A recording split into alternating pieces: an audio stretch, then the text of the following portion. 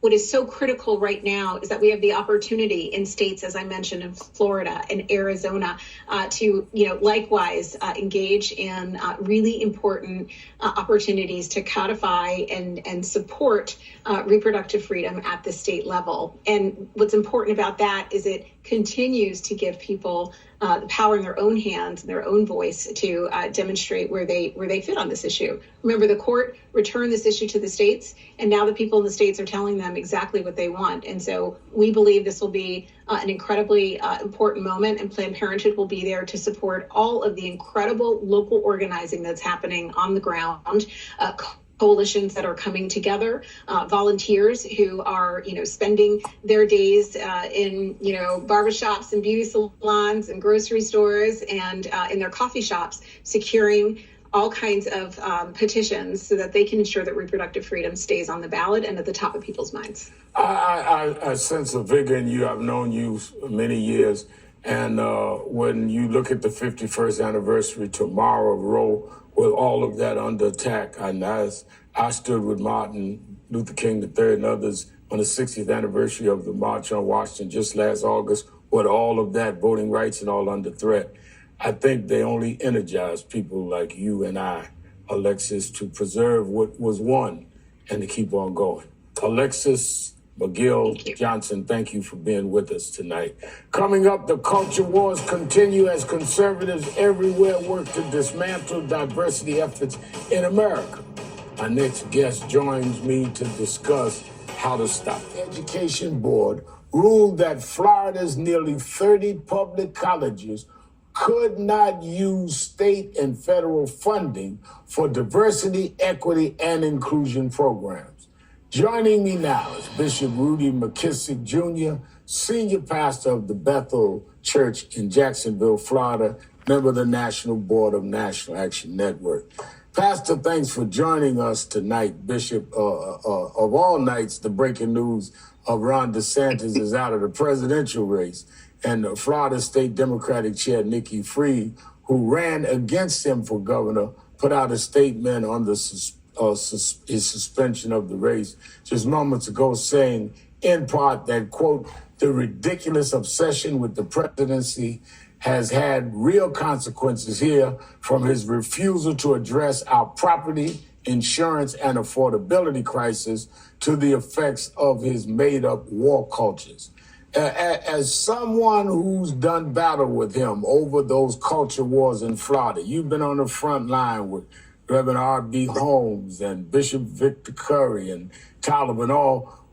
What we'll get more information on that in a minute. But what's your reaction to him withdrawing from the race?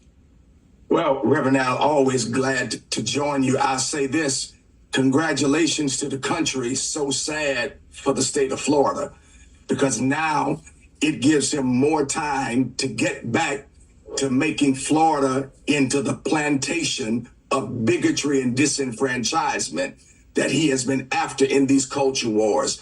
He's no longer distracted, and now he's back. And we know that this governor always reacts petulantly to anything that doesn't go his way, which means Florida is about to feel the brunt of his petulance. Yeah, that's why I wanted to talk to you tonight, because I'm proud to say you joined me when I've come to Florida to protest Ron DeSantis on anti-minority education policies. And you also hosted the funeral services for one of the 3 blacks killed in a hate crime while we were marching in Washington last August. But I want to deal particularly on the teaching of Black American history and his attacks on diversity in higher education. Last week, his State Board of Education took it even further, barring Florida's 28 public colleges from using state and federal funding for diversity, equity, and inclusion programs. That includes several schools with large Black and Latino enrollments. Your thought on that tonight, Bishop?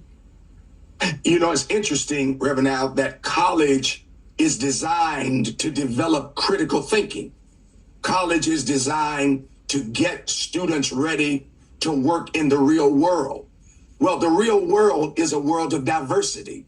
Critical thinking calls you to look at a diversity of philosophies, a diversity of people, and learn how to critically think about them.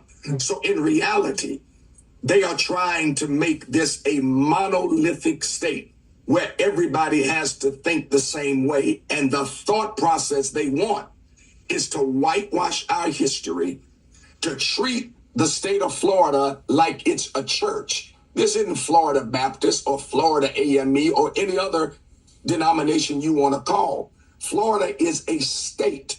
And for him to try to impose what might be his Christian values onto politics is the exact thing he accuses the woke agenda of. So it's really the pot calling the kettle white, if you will. I've wanted to warn diversity, equity, and inclusion would not end with the Supreme Court's ban on college affirmative action. And whether it's Ron DeSantis' policies or the coordinated oust of Claudine Gay as president of Harvard University, or the intimidation campaign being waged against corporate diversity efforts, conservatives are only expanding their assaults as I predicted. Where does this end in your view, Bishop? It ends when we stand up and vote. It ends when the black church and black leaders take up the prophetic voice to begin to push back. It ends when we do what they do. They now take books out of, let me go lower than college, out of public schools. If one parent says they're uncomfortable, well, I'm challenging black parents tonight to go into the school and say, this book makes me uncomfortable because it doesn't tell history correctly. Wow. We've got to use their rules and push back. If black parents, I challenge any black parent watching me tonight, go to school tomorrow. Any book that now whitewashes our history, takes our history out, stand up and challenge it. And if they don't let you, they show the hypocrisy of their policy. Well, I hope they're watching. I think they are. Quickly before we go, Ron DeSantis won diversity, obviously didn't do much for his presidential campaign. Did you get the sense that anti-woke is becoming a losing issue with all but the most hardcore GOP voters at this point? I think so. I think there is woke fatigue, if you will, because people know that this is a diverse country, and what makes our country rich is our diversity. So I think people have grown tired of these made up culture wars and want to get to a place where we can respect each other, even if we don't agree with each other. So I think it's worn out, and his backing out of the race, I think, is the first evidence. All right, Bishop Rudolph McKissick, thank you for being with us again. I want to let you know about special Black coverage. women, I just wanted to put this information in there for you to give you more thought for the election. Also, I'm going to once again reiterate that take in the information, process it, and truly understand what they're saying. Go on to congress.gov, senate.gov. Read the actual bills, vote on the bills, either yay or nay. Put your email in the email box so that anytime there's an update on that bill, it's sent to you so that you'll be able to read what has happened, how the votes went, and know that your vote counts.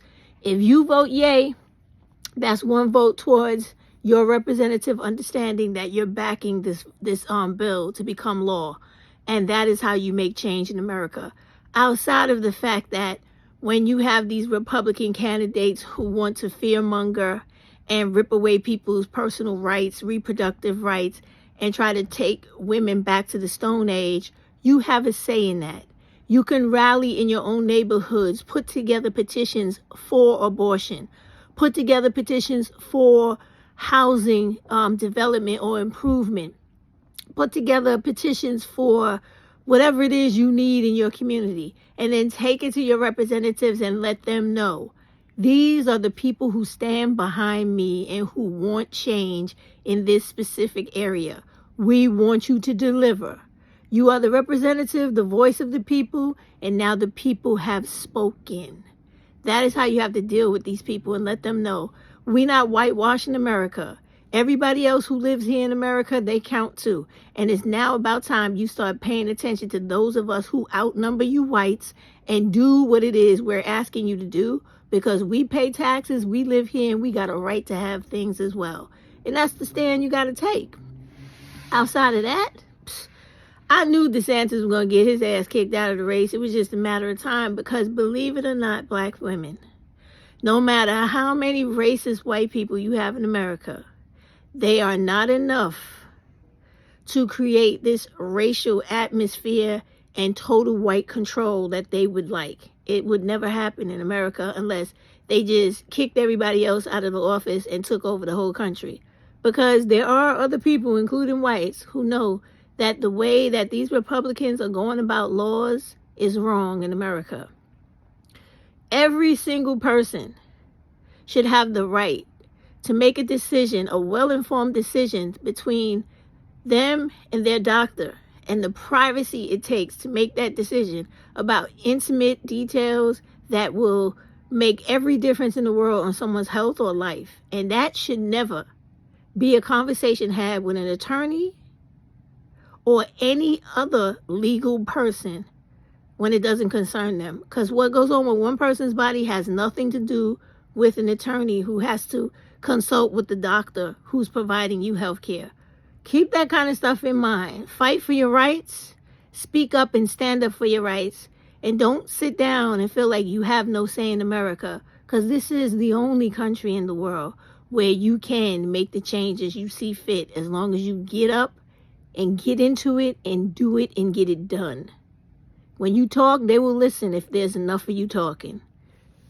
All right, have a good night. I hope all of this stuff is enough for you to digest and begin the different ways of you viewing your political and civic duty in this country. Good night. You cannot guess how Trump would behave or Biden would behave. You've seen them both in the Oval Office. So let's quit kidding ourselves. This is not about Trump or Biden's name on the ballot. This is about voting rights. This is about affirmative action. This is about DEI. This is about women's right to choose. This is about LGBTQ plus rights. This is what's on the ballot. Their names represent very distinct differences in those areas. And you talk about their age as one thing older than they are. Racism, sexism, and homophobia. That's what's old, and we need to get rid of it. We'll be right back.